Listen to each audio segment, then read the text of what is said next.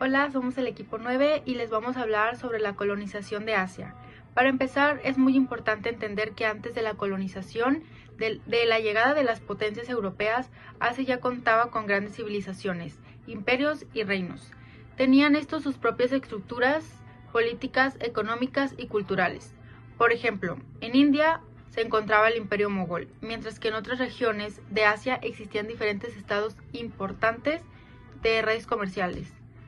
Asia era un continente muy importante para Europa debido principalmente a su comercio. Desde mucho antes de la colonización ya existían rutas comerciales que conectaban Europa con diferentes regiones de Asia. A través de estas rutas circulaban productos valiosos para los europeos, como especies, seda, porcelana y otros artículos que eran considerados muy de lujo. Entre las principales potencias que participaron estuvieron Portugal, Países Bajos, Francia y Reino Unido. India fue uno de los territorios más importantes, especialmente por la presencia británica y de la Compañía Británica de las Indias Orientales. En este contexto surgen dos conceptos importantes: el imperialismo, que es la expansión del poder de un Estado sobre otros territorios, y el colonialismo, que implica mantener un control político, económico y social sobre un territorio extranjero. Con esto entendemos que la colonización de Asia fue resultado de intereses económicos, políticos y estratégicos. Pero ¿cómo lograron las potencias europeas imponerse sobre grandes civilizaciones asiáticas? Bueno, pues a continuación mis compañeros explicarán los principales factores que esto hizo posible. Hola, yo soy Ingrid y ahora les voy a explicar en esta parte por qué algunas de las civilizaciones asiáticas pudieron ser conquistadas o sometidas por las potencias extranjeras durante lo que fue el llamado imperialismo. El primero y muy importante que aclaremos que para entender esto es que las civilizaciones asiáticas no eran simples sociedades en organización. Al contrario, lo que era China, Persia y el Imperio Otomano, por ejemplo, tenían gobiernos muy estructurados y lo que se les conoce como políticamente sólidos. Sin embargo, fue que durante el siglo XIX estas potencias imperialistas se aprovecharon de ciertas diferencias y problemas internos de cada uno de estos gobiernos para expandir lo que era su dominio. Y uno de los primeros factores muy importantes que pudimos encontrar aquí fue lo que era la superioridad militar y tecnológica. Aquí nos cuentan que los países europeos pues tenían armas más modernas, barcos a vapor, por ejemplo, ferrocarriles, telégrafos y avances pues médicos que realmente les daban este beneficio. Y esto pues les permitió a ellos transportar lo que eran soldados y mercancías pues con esta mayor rapidez y comunicarse a estas grandes distancias que existían y poder así controlar sus territorios de una manera mucho más extensa. El segundo factor fue los intereses económicos, que pues estas potencias industriales necesitaban lo que eran materias primas, minerales, té, caucho, algodón y todo eso, y pues buscaban nuevos mercados para poder vender sus productos y buscar mano de obra muchísimo más barata. Y así fue como conquistaron Asia, no fue algo simplemente militar, sino también fue económico. Y un tercer factor muy importante fue la intervención de compañías comerciales, como fue la Compañía Británica de las Indias Orientales. Esta empresa básicamente comenzó comerciando poco a poco y fue obteniendo lo que fue su poder militar y económico y político. En la India, por ejemplo, esta compañía llegó a controlar territorios y participar en lo que fueron guerras y alianzas, lo que les dio parte de este beneficio para lograr todo esto. Continuando ahora, vamos a hablar sobre el cuarto factor que fue importante para esto, fueron las divisiones y conflictos internos. Aquí nos habla que pues, las potencias extranjeras se empezaron a establecer alianzas con algunos gobernantes y enfrentaron a distintos grupos entre sí. Y así fue como de esta manera entró lo que es la resistencia y esto realmente pues debilitaba a estos imperios y era muchísimo más fácil imponer su control colonial.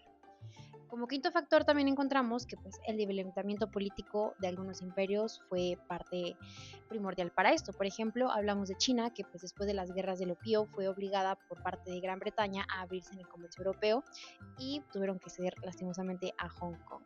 Más tarde fue que otras potencias, viendo esto, pudieron obtener estas zonas de influencia y privilegios comerciales en sus territorios y pues lastimosamente ayudaron demasiado a lograrlo.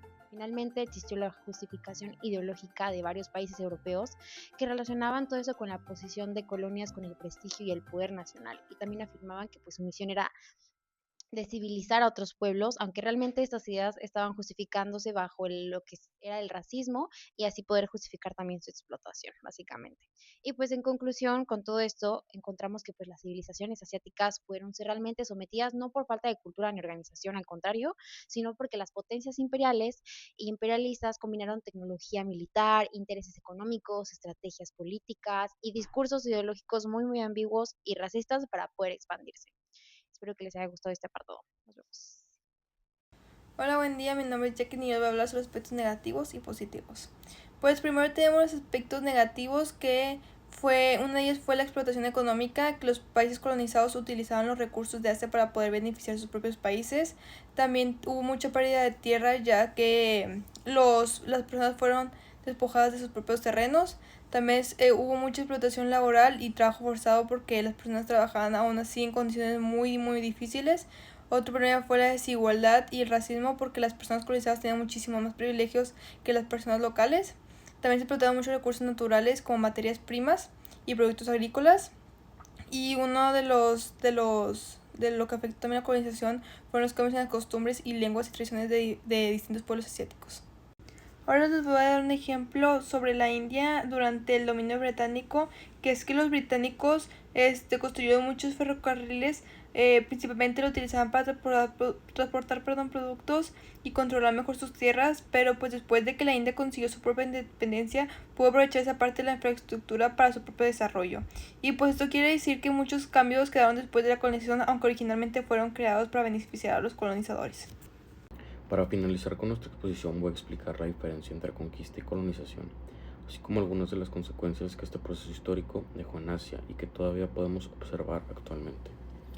Primero es importante diferenciar estos dos conceptos. La conquista consiste principalmente en someter un territorio enemigo o una población, generalmente mediante la fuerza militar o política.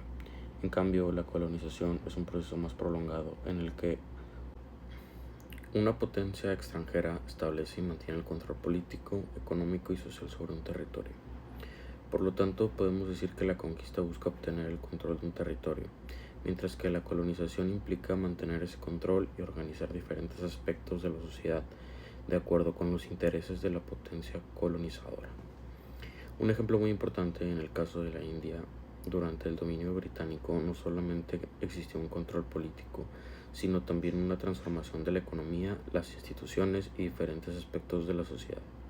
Ahora bien, aunque los países asiáticos lograron independizarse, la colonización dejó consecuencias que todavía tienen un impacto en la actualidad. Un caso muy importante ocurrió en 1947, cuando terminó el dominio británico en el subcontinente y se produjo la partición de India, dando origen a India y Pakistán. Este proceso provocó grandes conflictos entre diferentes comunidades y sus consecuencias todavía influyen en las relaciones entre ambos países. Posteriormente, en 1971, Bangladesh consiguió su independencia después de haber formado parte de Pakistán Oriental. Esto demuestra que los procesos de división territorial e independencia continuaron modificando la región incluso hasta después del fin del dominio colonial británico.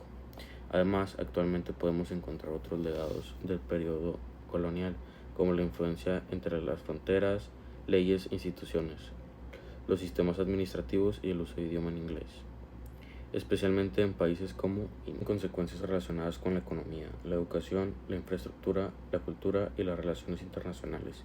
En conclusión, la colonización de Asia fue un proceso que transformó profundamente la organización política, económica y social del continente. Aunque las potencias coloniales finalmente abandonaron estos territorios y los países asiáticos lograron su independencia, muchas consecuencias del periodo colonial permanecen hasta nuestros días. Los casos de India, Pakistán y Bangladesh nos permiten observar cómo acontecimientos históricos como la colonización, la partición y la independencia continúan influyendo en los conflictos, las relaciones políticas y las identidades nacionales.